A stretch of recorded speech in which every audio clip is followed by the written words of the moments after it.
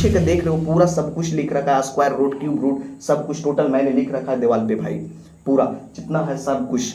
ठीक है, तो यहाँ से मैंने सब चीज़ों को, मैं जो कैलकुलेशन बेस होता था यहाँ से मैं चीज़ों को सब कुछ देख लेता था। अभी भी देखो दीवार पे चिपका हुआ है मेरे। इस वीडियो में हम अपना टाइम टेबल को कवर करने जा रहे हैं कि हमने किस प्रकार से अपने टाइम टेबल को बनाता था और किस प्रकार से उसको डेली बेस पे फॉलो करता था। तो इस वीडियो को आप लोग लास्ट तक देखना, क्योंकि इसमें CHSL, CGL, MTS सब कुछ जितने भी डिपार्टमेंट में SSC एग्जाम को कंडक्ट करवाया जाता है, तो सारे एग्जाम का हम टाइम टेबल बता देंगे आपको इसी वीडियो में, क्योंकि उसी से रिलेटेड आपको सब कुछ इस वीडियो में मिलने वाली है भाई। क्योंकि एक टाइम टेबल बताएंगे तो आप सब चीज़ों में फॉलो कर पाएंगे।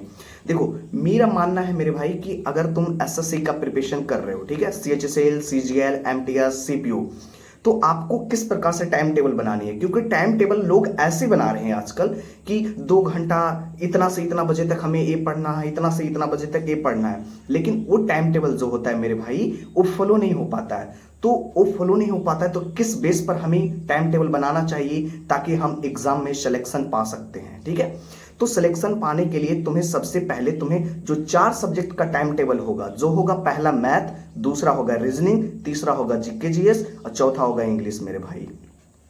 तो ये चारों सब्जेक्ट का हमें टाइम टेबल इस प्रकार से बनानी है कि समझो कि हर एक सब्जेक्ट का, क्योंकि जब तुम मॉक लगाते हो तो तुम्हें मॉक से पता चलता है कि हम जब मॉक लगाए हैं तो हमारी स्कोरिंग क्यों नहीं हो पा रही है, क्या कारण से हमारी स्कोर नहीं इंप्रूव हो पा रहा है, तो उसके बारे में हम यहाँ पे थोड़ा बात करेंगे। तो मॉक से भी तुम्हें पता चल पाएगा कि हमें कौन कौन सा सब्जेक्ट पे ज़्यादा टाइम देनी पड़ेगी हमें। तो इसको देखो, अगर तुम्हें लग रहा है तुम्हारा जो मॉक होगा ना वो तुम्हें जज कर लेता है कि तुम्हारी कौन सा वीक सेशन है, तो जो वीक सेशन होता है उस पर काम करने की जरूरत है, क्योंकि एग्जाम में तुम्हें चारों सब्जेक्ट में परफॉर्मेंस तगड़ी बनानी पड़ती है भाई। देखो लोग ये बोलते हैं कि MTS जो एग्जाम होता है उसमें तो हमारा क्वालिफाई नेचर का है मैथ और रीजनिंग, तो भाई तो क्वालिफाई है, लेकिन उसमें भी क्वालिफाई करने के लिए तुम्हें अच्छे लेवल का पकड़ बनानी पड़ेगी, तब ना जाकर क्वालिफाई कर पाओगे। और वो जब क्वालिफाई नहीं कर पाओगे MTS का पेपर, तो तुम्हें जो सेक्शन 2 का जो होता है एग्जाम वो तुम्हारा कॉपी चेक नहीं होता है। ठीक है, तो यहां से तुमको पकड़ बनानी पड़ेगी। यहां से पकड़ बनाने के लिए आपको सबसे पहले क्या करनी है कि सबसे पहले आपको हर एक सब्जेक्ट का, जैसे मैथ हो गया, रीजनिंग हो गया, GK GS हो गया, इंग्लिश हो गया, चारों सब्जेक्ट को अलग अलग टाइम टेबल के रूप में उसको बना लो। ठीक है, कि मुझे इंग्लिश में, जैसे इंग्लिश में मैं क्या करता था डेली के बेस पे, मैं मॉर्निंग में सुबह उठता था, जैसे इंग्लिश का सेशन से चलते हैं, सबसे पहले मैं मॉर्निंग में सुबह उठता था, सबसे पहले मेरा टाइम टेबल होता था कि मैंने सबसे पहले वोकअप पढ़ूंगा। ठीक है, मैं सबसे पहले वोकअप याद करता था, उसमें वोकअप में साइनोनिम हो गया, एंटोनिम हो गया, इडियम हो गया, वन वर्ड सब्स्टिट्यूशन हो गया, मतलब जितना भी वोकअप का सेशन होता है मॉर्निंग का टाइम में उसको हम क्लियर कर लेते थे। मॉर्निंग में सुबह 4 बजे उठते थे, 4 से 6 के बीच में हमने पूरी वोकअप को कंप्लीट कर लेता था। 20 syno, 20 idiom, 20 one word substitution, 20 anto syno, मतलब जो भी वर्ड होता था, मिस स्पेल्ड वगैरह सब कुछ सुबह मॉर्निंग के टाइम में उसको फिनिश कर लेते थे। उसके बाद क्या करते थे, उसके बाद देखो टाइम ऐसे कभी मत बनाना कि 11 से 12 बजे तक ये पढ़ना है, 12 से 1 बजे तक ये पढ़ना, वो कभी नहीं फॉलो हो पाता है, क्योंकि उसके बीच में अगर तुमको काम पड़ जाएगा ना भाई तो तुम उसमें नहीं पढ़ पाओगे, फिर तुम्हारा वो काम दिखेगा, फिर तुम इस चीजों में नहीं कर पाओगे। इसलिए वैसे टाइम टेबल नहीं बनाना, ऐसे बनाओ कि मुझे 2 घंटा तक इंग्लिश पढ़नी है मॉर्निंग में उठ के। तो मेरा जो तरीका था कि सबसे पहले हम वोकअप याद करते थे, वोकअप जब 2 घंटा में क्लियर हो जाता था पूरी अच्छी तरीका से, उसके बाद जो न्यूज़पेपर होता था, जैसे बुक रीडिंग कर रहे थे तो वहां से जो वोकअप कुछ कुछ मिल पाता था उसको हम यहाँ पे याद कर लिया करते थे। उसके बाद फिर हमने ग्रामर का सेशन में ले चला।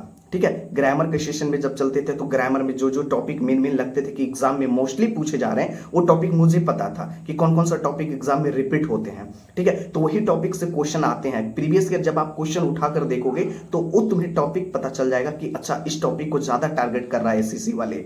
ठीक है, तो वहां से मुझे टॉपिक पता चल जाता था।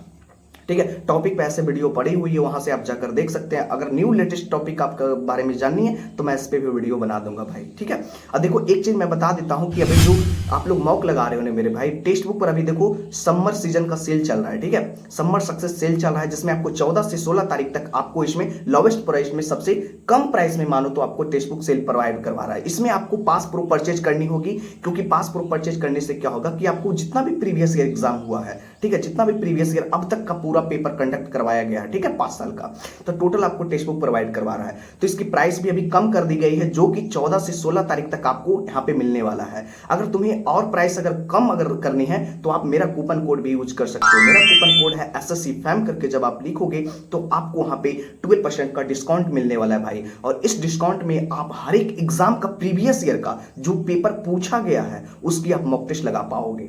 ठीक है, तो ये तो मेरा रहा सेशन भाई इंग्लिश का। ठीक है, कि इंग्लिश में हमने सबसे पहले वोकअप कंप्लीट किया, उसके बाद हमने जो ग्रामर का मेन टॉपिक था, जो प्रीवियस ईयर पेपर देखा करता था कि कौन कौन सा टॉपिक ज़्यादा टारगेट कर रहा है एसएससी, तो उस पर हम काम करते थे, उस टॉपिक को पहले फिनिश करते थे। और उसके बाद जब मॉक भी लगाते थे ना इंग्लिश का, तो उसमें देखते थे कि कौन कौन सा टॉपिक हमें प्रॉब्लम कर रहा है। तो जो टॉपिक हमें प्रॉब्लम कर रहा था उस टॉपिक को सबसे पहले क्लियर करने की कोशिश करते थे कि भाई ये टॉपिक ज़्यादातर एग्जाम में रिपीट हो रहा है, तो उस टॉपिक को हम सबसे ज़्यादा टारगेट बनाकर चलते थे। तो इसी प्रकार से भाई डेली के बेस पर उसी तरीका से करते रहते थे और मॉक टेस्ट लगाते रहते थे। सेक्शनल मॉक जैसे होता है इंग्लिश का अलग, मैथ का अलग, रीजनिंग का अलग, जीके जीएस का अलग, आपको टेक्स्ट बुक पर सब कुछ मिल जाएगा, आपको घबराने की जरूरत नहीं है। ठीक है, वहां से आप लगाकर आप अपनी स्कोर को इंप्रूव कर सकते हो। तो ये इंग्लिश का सीजन रहा। मैथ की अगर सेशन की बात करें भाई, जो लोग को मैथ में भी प्रॉब्लम होता है तो सबसे पहले तुम एक मॉक लगा लेना। ठीक है, मॉक तुम जब लगाओगे 25 क्वेश्चन का, तो तुम्हें वो जज कर लेगा कि कौन कौन सा टॉपिक आपको प्रॉब्लम कर रहा है। जब मैं मॉक लगाता था मॉर्निंग के टाइम में, तो उसके बाद मैं फिर जब इंग्लिश हो जाता था उसके बाद मैंने मैथ के सेशन में जाता था, मैथ में देखता था कि भाई कौन कौन सा टॉपिक मेरा नहीं कवर हो पाया है, कौन कौन सा टॉपिक हमें बार बार मॉक में परेशानी कर रहा है। तो उस टॉपिक को सबसे पहले उसका थ्योरी देख लिए, उसका कॉन्सेप्ट देख लिए, उस पर कुछ कुछ क्वेश्चन बना लिए, तो वहां से भी वो टॉपिक मेरा क्लियर हो गया मेरे भाई। ठीक है, तो उसी प्रकार से प्रीवियस ईयर जितना भी एग्जाम में हुआ था पूरा का पूरा मैंने उस टॉपिक को वहां से कवर कर लिया था, पूरा प्रीवियस ईयर का। ठीक है, तो वहां से मेरे मैथ भी सेशन धीरे धीरे इंप्रूव हो गया। ठीक है, उसके बाद जो हमारा जो टाइम टेबल अगला था, उसके बाद हमने रीजनिंग का सेशन में चलता था। तो रीजनिंग का सेशन में जो भी भाई को अगर लगता है कि भाई मेरा रीजनिंग स्ट्रांग नहीं हो पा रहा है, तो तुम एक मॉक लगाओ और देखो कि कौन कौन सा टॉपिक तुम्हारा कंप्लीट नहीं है, क्योंकि मॉक तुम्हारा जज करेगा कि कौन कौन सा टॉपिक तुमसे नहीं बन पा रही है। तो उस टॉपिक को तुम जाओ यूट्यूब पर आराम से और उसको पहले अच्छे से पढ़ लो, उसकी कॉन्सेप्ट सीख लो, तो वो तुम्हारा वहां से टॉपिक क्लियर हो जाएगा। उसके बाद कॉन्सेप्ट सीखने के बाद तुम 50 से 100 क्वेश्चन उस टॉपिक से अगर लगा लेते हो तो वो टॉपिक तुम्हारा क्लियर हो जाता है। ठीक है, तो इसी प्रकार से हम सारी चीजों को, अपना मैथ हो गया, रीजनिंग हो गया, और जीके जीएस की अगर बात करें तो जीके जीएस में क्या होता है कि देखो अभी भी भाई का प्रॉब्लम होता है जीके जीएस को लेकर। तो जीके जीएस में लेकर प्रॉब्लम इसलिए होता है कि देखो पहला नंबर भाई, क्योंकि 12th बेस पर जो साइंस बैकग्राउंड के लोग होते हैं तो क्या करते हैं कि भाई आराम से लूसेंट बुक लाते हैं, उसको रीड करने की कोशिश करते हैं, फिर देखते हैं कि नहीं समझ में आ रहा है, पढ़ते हैं, क्योंकि भाई थ्योरी बेस पर भी लूसेंट में दिया हो, एक नंबर की क्वेश्चन भी लूसेंट में आपको मिल जाएंगे, पॉइंट टू पॉइंट अंडरलाइन। ठीक है, तो यहाँ से क्या होता है कि जो बिगिनर होते हैं उसको बहुत प्रॉब्लम होता है। तो मैं बता दूं कि अगर तुम्हें जीके जीएस को लग रहा है तो सबसे पहले तुम क्या करो भाई, किसी भी टीचर का तुम आराम से पहले फाउंडेशन कोर्स उनकी कर लो, 2 से 3 महीना में तुम अच्छे से जीके जीएस को सीख पाओगे। ठीक है, और यूट्यूब पे भी ऐसे बहुत सारे टीचर हैं जो आपको जीके जीएस प्रोवाइड करवा रहे हैं फाउंडेशन के लिए, तो आप यूट्यूब पर भी जाकर देख सकते हो। ऐसे खान सर से मैंने पढ़ा है तो खान सर से भी आप देख सकते हो यूट्यूब पे, उनकी पूरी प्ले लिस्ट ऐसे लोग भाई ने डाल रखा है, तो वहाँ से आप जाकर तो वहाँ से भी क्लियर कर सकते हो, तो कोई दिक्कत का सीन है नहीं। ठीक है, तो इसी प्रकार से हमारा जो टाइम टेबल होता था, सबसे मॉर्निंग के टाइम में इंग्लिश पढ़ा करता था, उसके बाद जब मैं इंग्लिश खत्म हो जाता था उसके बाद 1-1.5 घंटा का ब्रेक लेके फिर मैथ के सेशन में आता था।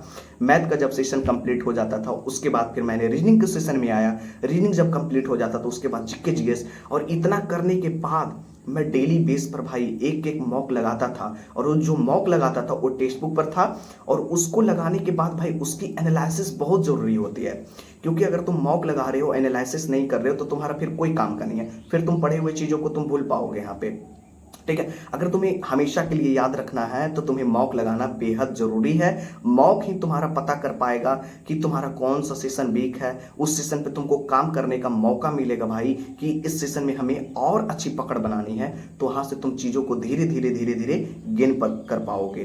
बस यही राज है मेरे भाई, और इसी प्रकार से टाइम टेबल आपको भी बनानी है। ये नहीं कि 12 बजे से 1 बजे तक मुझे मैथ पढ़ना है, 1 बजे से 2 बजे तक इंग्लिश पढ़ना है, वो टाइम टेबल कभी किसी से फॉलो नहीं हुआ है। मैंने भी इस चार्ट को बनाया था लेकिन मेरे से फॉलो नहीं हुआ था। ये पीछे के देख रहे हो पूरा सब कुछ लिख रखा है, स्क्वायर रूट, क्यूब रूट, सब कुछ टोटल मैंने लिख रखा है दीवार पे भाई, पूरा जितना है सब कुछ।